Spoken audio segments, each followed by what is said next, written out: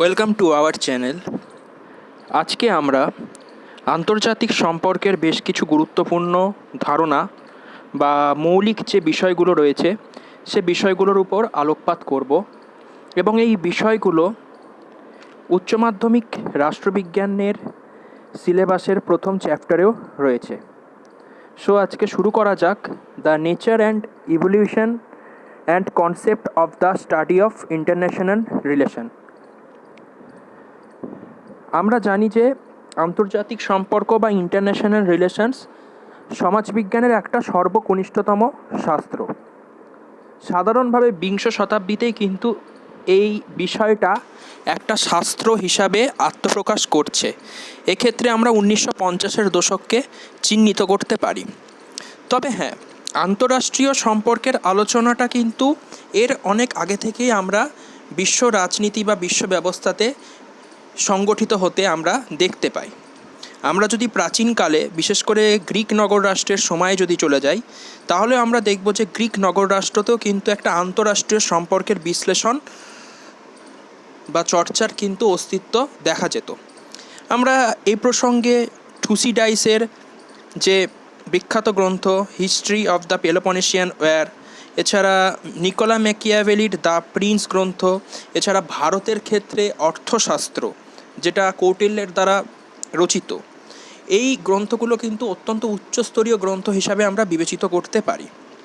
তবে আন্তর্জাতিক সম্পর্ক এই বিষয়টার আলোচনাটা মূলত সুসংবদ্ধভাবে দেখা যাচ্ছে দ্বিতীয় বিশ্বযুদ্ধের পরবর্তী সময় পর্ব থেকে। যদিও প্রথম বিশ্বযুদ্ধ যখন শেষ হয়ে যায়, তারপরে কিন্তু বিশ্ব ব্যবস্থাতে আন্তর্জাতিক সম্পর্কের একটা আলোচনার চর্চা পরিলক্ষিত হয়। বিভিন্ন বিশ্ববিদ্যালয় বা বিভিন্ন কলেজে এই ব্যাপারে একটা উদ্যোগ কিন্তু আমরা দেখতে পাচ্ছি। কিন্তু প্রথম বিশ্বযুদ্ধের আগে পর্যন্ত কোনো সুসংবদ্ধ আলোচনা ছিল না। এই সময় আন্তর্জাতিক সম্পর্কের আলোচনাতে ওই কূটনৈতিক ইতিহাস, আন্তর্জাতিক আইন, এই বিষয়গুলোর উপরই গুরুত্ব দেওয়া হতো। কিন্তু দেখা যাচ্ছে যে আমাদের প্রথম বিশ্বযুদ্ধের পর লিগ অফ নেশন গড়ে উঠছে। আবার দ্বিতীয় বিশ্বযুদ্ধ যখন অবসান হচ্ছে, অর্থাৎ 1945 সালের পর থেকে আমরা দেখতে পাচ্ছি কি হচ্ছে না, বিশ্ব রাজনীতিতে বেশ কিছু গুরুত্বপূর্ণ ঘটনা ঘটছে 1945-এর পর থেকে। এ প্রসঙ্গে আমরা যে বিষয়টাকে সবথেকে বেশি গুরুত্ব দিতে পারি সেটা হচ্ছে ঠান্ডা লড়াই বা কোল্ড ওয়ার পলিটিক্স, যার ফলস্বরূপ একটা বাইপোলার পলিটিক্স বা দ্বিমেরুকেন্দ্রিক রাজনীতি আমাদের বিশ্ব রাজনীতিতে পরিচালিত হতে দেখা যায়। একদিকে থাকছে মার্কিন যুক্তরাষ্ট্রের রাষ্ট্রজোট, অপরদিকে থাকছে সোভিয়েত ইউনিয়নের যে একটা সমাজতান্ত্রিক রাষ্ট্রজোট। পাশাপাশি বিভিন্ন সামরিক যে জোট, এই সামরিক জোটগুলো গঠন হতে থাকছে। যেমন মার্কিন যুক্তরাষ্ট্রের নেতৃত্বে আমরা দেখছি ন্যাটো গড়ে উঠছে, যেটা নর্থ আটলান্টিক ট্রিটি অর্গানাইজেশন। এরকম প্রায় বিভিন্ন সামরিক জোট কিন্তু গড়ে উঠছে।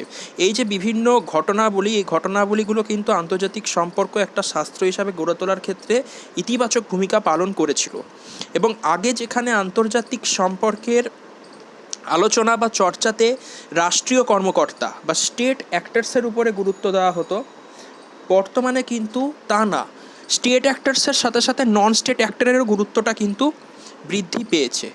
স্টেট অ্যাক্টার্স বলতে আন্তর্জাতিক সম্পর্ক কেবলমাত্র রাষ্ট্রীয় ধারণা বা বিষয়গুলোর উপরই আলোচনা করত, কিন্তু যে নন স্টেট অ্যাক্টরগুলো রয়েছে, যেমন বিভিন্ন জোট, সামরিক জোট হতে পারে বা কোনো অর্থনৈতিক জোট হতে পারে, বিভিন্ন যে মাল্টিন্যাশনাল অর্গানাইজেশন বা বহুজাতিক সংস্থা, আঞ্চলিক আন্তর্জাতিক সংগঠন, ইউনাইটেড নেশনস, সার্কের মতন যে সংগঠন, এশিয়ান, এই যে নন স্টেট অ্যাক্টর, এগুলোরও কিন্তু ভূমিকাকে আন্তর্জাতিক সম্পর্কের আলোচনায় একটা গুরুত্বপূর্ণ হয়ে উঠেছে।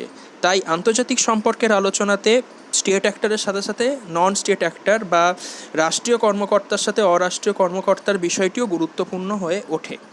তা এখানে যে বিষয়টি সবথেকে গুরুত্বপূর্ণ হচ্ছে আন্তর্জাতিক সম্পর্কের সংজ্ঞাটা আমরা কি নিরূপণ করতে পারি বা আন্তর্জাতিক সম্পর্ক বলতে কি বোঝায়, ডেফিনেশন অফ ইন্টারন্যাশনাল রিলেশনস।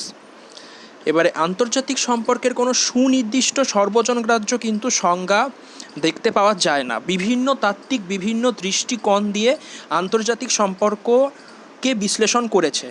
এ প্রসঙ্গে আমরা পামার পার্কিন্সের সংজ্ঞাটা যদি দেখি, পামার পার্কিন্স বলছে যে international relations is the objective and systematic study of international life in all its aspects. আবার হার্টম্যান বলছে international relations as a field of study is focused upon the process by which states adjust their national interest to those of other states. অর্থাৎ হার্টম্যানের মতে কিনা আন্তর্জাতিক সম্পর্ক এমন একটা বিষয় যেখানে বিভিন্ন রাষ্ট্রের মধ্যেকার যে জাতীয় স্বার্থের সামঞ্জস্য বিধানের একটা প্রক্রিয়াকে নিয়ে আলোচনা করা হয়। এবং আমরা যদি তাহলে সামগ্রিক আলোচনাটা দেখি, সেই সামগ্রিক আলোচনা থেকে দেখতে পাচ্ছি যে আন্তর্জাতিক সম্পর্ক এটা রাষ্ট্রবিজ্ঞান তথা সমাজবিজ্ঞানের আলোচনায় একটি সর্বকনিষ্ঠতম শাস্ত্র, এবং এটা একটা গতিশীল শাস্ত্র। বিভিন্ন ঘটনাবলী এই শাস্ত্রটিকে সমৃদ্ধ করেছে। এবং প্রথম পর্বে আন্তর্জাতিক সম্পর্কের যে আলোচনা, সেই আলোচনাটা কোনো সুসংবদ্ধ আলোচনা ছিল না, কিন্তু দ্বিতীয় বিশ্বযুদ্ধের অবসানের পর থেকে বিভিন্ন ঘটনাবলী আন্তর্জাতিক সম্পর্কের আলোচনাকে অনেক বেশি একটা গুরুত্ব প্রদান করতে সক্ষম হয়, এবং যে আলোচনাতে রাষ্ট্রীয় কর্মকর্তার পাশাপাশি অরাষ্ট্রীয় কর্মকর্তার আলোচনাও গুরুত্বপূর্ণ হয়ে পড়ে। এবং আন্তঃরাষ্ট্রীয় সম্পর্কের আলোচনার অস্তিত্ব আমরা প্রায় বিশ্ব রাজনীতিতে প্রাচীন যুগ থেকেই আমরা দেখতে পাচ্ছি। এবং 1648 খ্রিস্টাব্দে যে ওয়েস্টফেলিয়া শান্তি চুক্তি স্বাক্ষরিত হয়েছিল, যার মাধ্যমে আধুনিক জাতিরাষ্ট্র ব্যবস্থাটা আমাদের বিশ্বে প্রতিষ্ঠা পায়, অর্থাৎ নেশন স্টেটের ধারণা গড়ে উঠেছিল। এই যে বিভিন্ন প্রেক্ষাপটগুলো আন্তর্জাতিক সম্পর্ক শাস্ত্রকে সৃষ্টি করার ক্ষেত্রে গুরুত্বপূর্ণ ভূমিকা পালন করে। অর্থাৎ আন্তর্জাতিক সম্পর্ক এমন একটি সমাজবিজ্ঞানের শাস্ত্র, যে শাস্ত্রে বিভিন্ন রাষ্ট্রের সাথে বিভিন্ন রাষ্ট্রের পারস্পরিক সম্পর্ক, বিভিন্ন রাষ্ট্রের সাথে বিভিন্ন আঞ্চলিক সংগঠন ও আন্তর্জাতিক সংগঠনের সম্পর্ক, রাষ্ট্রীয় কর্মকর্তা, অরাষ্ট্রীয় কর্মকর্তা, কূটনীতি, জনমত, প্রচারকার্য, পররাষ্ট্রনীতি, এই সকল গুরুত্বপূর্ণ বিষয়গুলোর উপর আলোকপাত করে। পাশাপাশি বিভিন্ন আধুনিক ঘটনাবলী, যেমন বিশ্ব সন্ত্রাসবাদ, বিশ্বব্যাপী যে পরিবেশগত একটা সমস্যা, মানবাধিকারের যে একটা সমস্যা, আঞ্চলিকতাবাদের উদ্ভব, নিরস্ত্রীকরণ, এই সকল বিবিধ ক্ষেত্রের উপরও আন্তর্জাতিক সম্পর্ক আলোকপাত করে থাকে। এই প্রসঙ্গে আরেকটি গুরুত্বপূর্ণ বিষয় উঠে আসে, আন্তর্জাতিক সম্পর্ক ও আন্তর্জাতিক রাজনীতি এই দুটো কি এক বিষয় না, দুটোর মধ্যে কোনো ডিফারেন্স রয়েছে। কারণ আমরা হ্যান্স মর্গেনথাউয়ের যে বিখ্যাত গ্রন্থ politics among Nations, the struggle for power and piece, যেটি 1948 সালে প্রকাশিত হয়, সেখানে কিন্তু মর্গেনথাউ ইন্টারন্যাশনাল পলিটিক্স কথাটাই বেশি ব্যবহার করেছেন ইন্টারন্যাশনাল রিলেশনসের পরিবর্তে, যার ফলে একটা কিন্তু বিভ্রান্তির সৃষ্টি হয়েছে। যদিও আন্তর্জাতিক সম্পর্ক ও আন্তর্জাতিক রাজনীতি এই দুটোর মধ্যে কিন্তু একটা ডিফারেন্স রয়েছে, কারণ আন্তর্জাতিক রাজনীতি রাষ্ট্রীয় কর্মকর্তা এবং অরাষ্ট্রীয় কর্মকর্তা উভয়ের আলোচনার উপরই গুরুত্ব দেয়। স্টেট অ্যাক্টরেরও আলোচনা করে, নন স্টেট অ্যাক্টরের উপর আলোচনাও করে থাকে। এবং আন্তর্জাতিক সম্পর্কের আলোচনায় তাত্ত্বিক দিক এবং ব্যবহারিক দিক দুটোর উপরই গুরুত্ব প্রদান করা হচ্ছে। বিভিন্ন জাতিরাষ্ট্রের যে সম্পর্ক বা বিভিন্ন জাতিরাষ্ট্রের সাথে আঞ্চলিক সংগঠন, আন্তর্জাতিক সংগঠনগুলির সম্পর্ক কেমন হয় সেগুলোকে নিয়ে আলোচনা করে এবং এর বাস্তব দিকটাকেও আলোচনা করে থাকে। কিন্তু ইন্টারন্যাশনাল পলিটিক্স হচ্ছে এখানে মূলত রাজনৈতিক ঐক্য, বিভিন্ন জাতিরাষ্ট্রের মধ্যে কিভাবে বিভিন্ন রাষ্ট্রের মধ্যে প্রতিযোগিতা, রাষ্ট্রীয় সম্পর্ক এবং তার যে ফলাফল, সেটার উপরই কিন্তু ইন্টারন্যাশনাল পলিটিক্স আলোচনা করে। তাহলে মূল পার্থক্যটা কোথায় দেখা যাচ্ছে না, আন্তর্জাতিক সম্পর্ক রাজনৈতিক দিকের উপরও গুরুত্ব দেয়, সামাজিক, অর্থনৈতিক, সাংস্কৃতিক প্রতিটা ক্ষেত্রকে বিশ্লেষণ করে, কিন্তু আন্তর্জাতিক যে রাজনীতি সেটা কেবলমাত্র রাজনৈতিক দিকটাকেই প্রাধান্য দেয়, রাজনৈতিক দিকটার উপরই গুরুত্ব দেয়। তাই বিষয়বস্তুর দিক থেকে দেখতে গেলে আন্তর্জাতিক সম্পর্কের বিষয়বস্তুর পরিধি অনেক বেশি, আবার আন্তর্জাতিক রাজনীতির বিষয়বস্তুর পরিধিটা আন্তর্জাতিক রাজনীতির চেয়ে অনেক কম। এবং বিষয়বস্তুর যেহেতু পরিধিতেও একটা পার্থক্য দেখা যাচ্ছে, তাই সাবজেক্ট হিসাবে আয়তনগত একটা পার্থক্য কিন্তু দুটোর মধ্যে পরিলক্ষিত হতে লক্ষ্য করা যায়। অর্থাৎ পরিধিগত পার্থক্য এবং বিষয়বস্তুগত পার্থক্য এই দুটোর মধ্যে কিন্তু রয়েছে। এবং এখন আমরা আলোচনা করব ইভলিউশন অফ ইন্টারন্যাশনাল রিলেশনস বা আন্তর্জাতিক সম্পর্কের বিবর্তনটা কিভাবে হলো।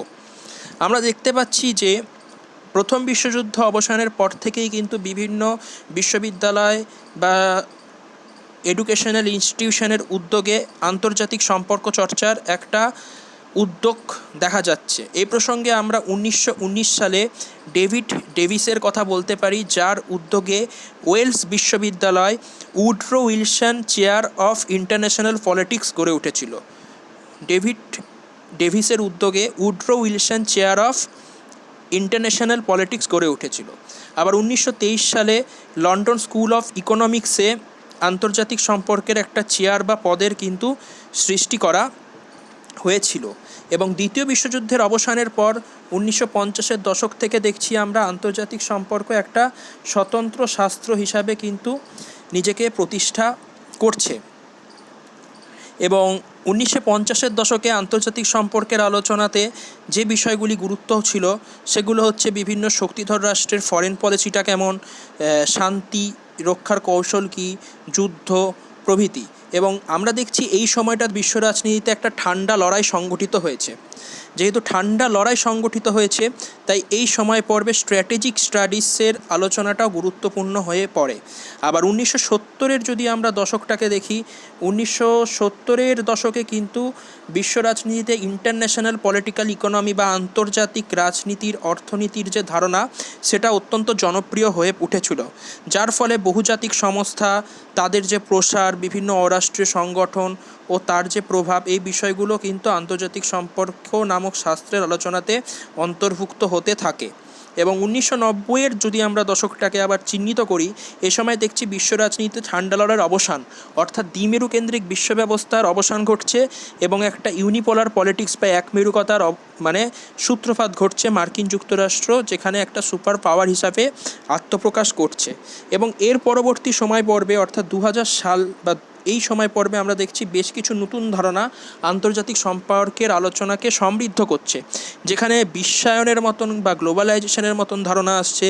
বিশ্বব্যাপী যে সন্ত্রাসবাদের সমস্যা, মানবাধিকার লঙ্ঘনের যে বিভিন্ন ইস্যু, পরিবেশগত সমস্যা, আঞ্চলিকতাবাদ, বিভিন্ন বিষয়গুলো কিন্তু আন্তর্জাতিক সম্পর্ক শাস্ত্রে অন্তর্ভুক্ত হচ্ছে। এবং এইভাবে আন্তর্জাতিক সম্পর্ক শাস্ত্রের পরিধি কিন্তু প্রতিনিয়ত বেড়ে চলেছে এবং প্রতিনিয়ত যেহেতু এর পরিধির সম্প্রসারণ ঘটছে, তাই এটা একটা স্বতন্ত্র শাস্ত্র হিসাবেও কিন্তু গড়ে উঠছে। এ প্রসঙ্গে একটি গুরুত্বপূর্ণ টপিক চলে আসে, সেটি হচ্ছে যে আন্তর্জাতিক সম্পর্ককে কি একটি স্বতন্ত্র শাস্ত্রের মর্যাদা প্রদান করা যায়। এই বিষয়েও কিন্তু তাত্ত্বিকদের মধ্যে মতভেদ পরিলক্ষিত হয়, যদিও বা পরবর্তী সময় পর্বে অর্থাৎ দ্বিতীয় বিশ্বযুদ্ধের অবসানের পর এটা একটা স্বতন্ত্র শাস্ত্র হিসাবে গড়ে উঠেছে। তার আগের পর্যন্ত আন্তর্জাতিক সম্পর্ক রাষ্ট্রবিজ্ঞান শাস্ত্রের অধীনেই ছিল বলে মনে করা হয়, কারণ এ সময় আন্তর্জাতিক সম্পর্ক, আন্তর্জাতিক আইনের ইতিহাস কেমন বা বিভিন্ন জাতিরাষ্ট্রের ইতিহাস, এই বিষয়গুলোর উপরই কিন্তু আলোকপাত করত। মার্টন ক্যাপলানের মতে একটা শাস্ত্র হিসাবে কোনো বিষয়কে প্রতিষ্ঠা পাওয়ার ক্ষেত্রে বেশ কিছু বৈশিষ্ট্য থাকা উচিত, যেমন তার একটা নির্দিষ্ট আলোচ্য সূচি বা পাঠ্যসূচি থাকা দরকার, তার কিছু বিধি অনুমান করার ধারণা থাকা উচিত, তাত্ত্বিক ভিত্তি থাকা উচিত, বিভিন্ন বিষয়গত বিশ্লেষণী দৃষ্টিভঙ্গি থাকা উচিত। এবং আন্তর্জাতিক সম্পর্ক একটা শাস্ত্র হিসাবে কিন্তু যে গড়ে উঠেছে, তাতে কিন্তু এই ক্যাপলানের বর্ণিত বৈশিষ্ট্যগুলি দেখা যায়। কারণ আন্তর্জাতিক সম্পর্কে নির্দিষ্ট একটা আলোচ্য সূচি রয়েছে, তার কিছু বিশ্লেষণের দৃষ্টিভঙ্গিও রয়েছে এবং বিশ্ব রাজনীতি সম্পর্কে সে কিছু অনুমান করতে সক্ষম, তাই একটা তাত্ত্বিক ভিত্তিও কিন্তু আন্তর্জাতিক সম্পর্কের আলোচনায় গড়ে উঠেছে। আন্তর্জাতিক সম্পর্কের সাথে যুক্ত রয়েছে বিভিন্ন তাত্ত্বিক ভিত্তি বা আলোচনা।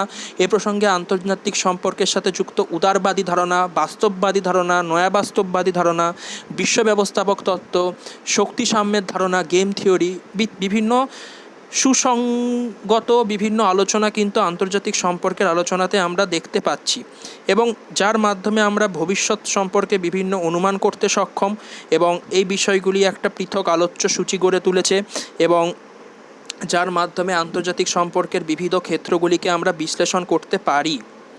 এখন আরেকটি গুরুত্বপূর্ণ বিষয় রয়েছে, সেটা হচ্ছে আন্তর্জাতিক সম্পর্কের তত্ত্ব বা থিওরিজ অফ ইন্টারন্যাশনাল রিলেশনস। আন্তর্জাতিক সম্পর্কের সাথে জড়িত বিভিন্ন তত্ত্ব বা থিওরিগুলির মধ্যে দুটি তত্ত্ব খুবই গুরুত্বপূর্ণ, একটি উদারবাদী ধারণা, অপরটি হচ্ছে বাস্তববাদী ধারণা। লিবারালিজমের ধারণাটাকে আমরা তিন ভাগে বিভক্ত করতে পারি। এই ধারণাটাকে একটা লিবারাল ইন্টারন্যাশনালিজম, একটা আইডিয়ালিজম, আর একটা হচ্ছে লিবারাল ইনস্টিটিউশনালিজম। এবং লিবারালিজমের প্রবক্তা হিসাবে আমরা আন্তর্জাতিক সম্পর্কে চিহ্নিত করতে পারি ডেভিড মিট্রানি, আর্নেস্ট হাস, রবার্ট কোহেনের মতন তাত্ত্বিকদের। এর আন্তর্জাতিক সম্পর্কের উদারবাদী দৃষ্টিভঙ্গিটা মূলত বিশ্ব শান্তি প্রতিষ্ঠা এবং যুদ্ধকে বর্জন করে পারস্পরিক সহযোগিতা প্রতিষ্ঠা, অবাধ বাণিজ্যের সম্প্রসারণ ঘটানো, এই বিষয়গুলোর উপরই কিন্তু জোর দেয়। এবং এই 1930-এর দশকে উদারবাদের বিরুদ্ধেই বা লিবারেল থিওরির বিরুদ্ধে একটা প্রতিক্রিয়া হিসাবে গড়ে উঠছে রিয়ালিজম বা বাস্তববাদের মতো ধারণা। এবং বাস্তববাদের আমরা গুরুত্বপূর্ণ প্রবক্তা হিসাবে হ্যান্স মর্গেনথাউকে চিহ্নিত করতে পারি। এছাড়া E.H. কারও একজন গুরুত্বপূর্ণ প্রবক্তা বাস্তববাদী তত্ত্বের।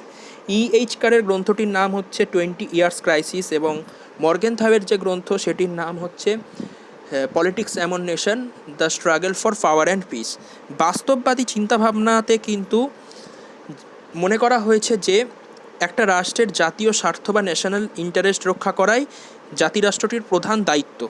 এবং এখানে রাষ্ট্রবাদ বা স্টেটিজমের উপরে কিন্তু গুরুত্ব দেওয়া হয়েছে। অর্থাৎ বাস্তববাদে মনে করা হয়েছে রাষ্ট্রই একমাত্র কর্মকর্তা এবং রাষ্ট্রের লক্ষ্যই হচ্ছে নিজের অস্তিত্বকে রক্ষা করা এবং রাষ্ট্র নিজেই নিজের অস্তিত্বকে রক্ষা করতে সক্ষম এবং তার জাতীয় শক্তির মাধ্যমে, মানে জাতীয় শক্তি হচ্ছে রাষ্ট্রের নিরাপত্তার মূল উৎস। এবং বাস্তববাদের সাথে যুক্ত মর্গেনথাউয়ের 6টি বাস্তববাদী নীতিও রয়েছে।